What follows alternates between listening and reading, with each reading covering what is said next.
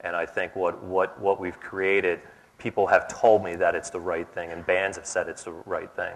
This is Rock Ridge. Rock Ridge, yes, your new or how new is it? It's almost two years now. 2 years, okay. And it's developed into something that I'm very, very proud of.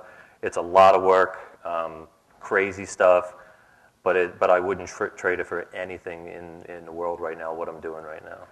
It's interesting that you kind of set up these two arcs. As I said, we've got students here that want to be musicians and want to work on the other side of the business.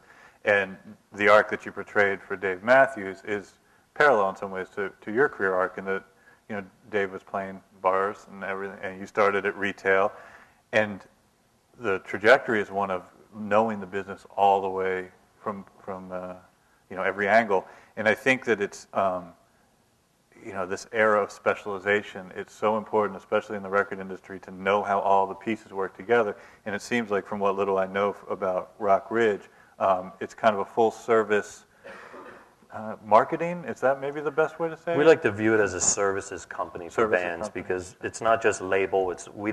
First off, the type of deals we do are licensing deals where the acts continue to own their art. We want the bands to continue to own their art. When you sign with a Columbia or Warner Brothers, they then own your art, and they will own your art for many, many years. When you say art, you're inclusive of the music. We license it so that we have a partnership with the act, so that it's not a one-sided thing. We can only work as hard as the band works, and the band can only work as hard as we work. We don't make cash unless the art sells, and if the art sells, we make cash and the band makes cash. But the band continues to own the art, and if we part ways, the art goes with the band and doesn't stay with us. It's just a conscious choice that we made, and people always say, well, then you're not building catalog and you're not doing this.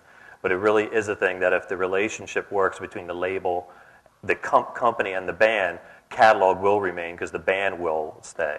And if the band stays because the relationship is good, then it's going to work. If it doesn't work, and you have a piece of catalog where the band's no longer involved and has moved on, then it's just not going to work, because there's bands that I'm working with now that had records out on bigger companies, and their records are being cut out by the big guys, so that you can't even go in and buy the record now, and the band can't get the record back because they don't own the rights, or they can't afford the rights back, and now their record, you can't even buy it, so their art is not even available to be bought.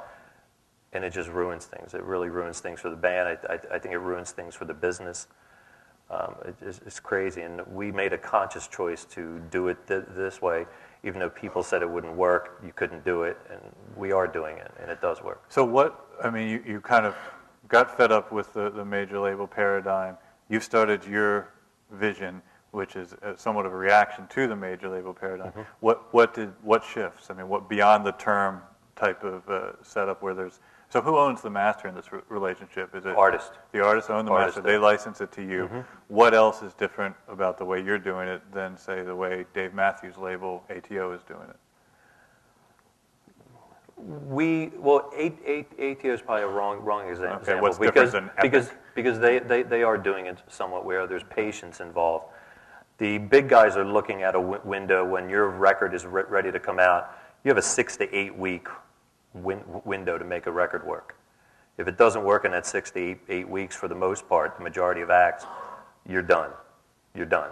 So you could be signed, released, and dropped within a 14-month period, literally. With us, it's not about the first 6 to 8 weeks. It's about the first 6, 8, 10, 12, 14 months. And it's about getting back to the way the record business was, where bands and acts have the ability to create consistently and not put a record out every 2 or 3 years. We want bands who are going to release records every year, or do digital releases where you release some B-sides in the middle of the year, or some live stuff, or some extended mixes, or some kind of thing, just to create the catalog and to create what's going on, not just for the band and their outlet for their art, but for the fans to continue to get new stuff from a band that they really like. Instead of waiting 2 years to find out what's new from the band, they can constantly be able to go out and experience the band in new ways depending on what the bands are doing. We have a band that they went out, they made a disc, they came back, we put out the B-sides, they come back, put out a new thing, and now we're putting out a digital release in May, which is 4 or 5 songs from those 2 records totally redone by just one guy in the band. where he decided he wanted to do a country thing, that country song of that, and a blues song of that, and just different tracks that he really liked from the record to redo it, and he did it himself, and we're putting it out just to, again, feed the fan base, to keep the fan base alive. Because if you wait 2 years, 3 years, by the time that new thing comes out, you're starting from zero again, and you're competing for people's time, you're competing for people's money, and you're competing for people's patience. And in today's world, as you all know, it's very quick. Everything comes and goes, disposable songs, and it's really about developing where people want to know about the acts. Most acts today, people don't care about. They don't care anything about them.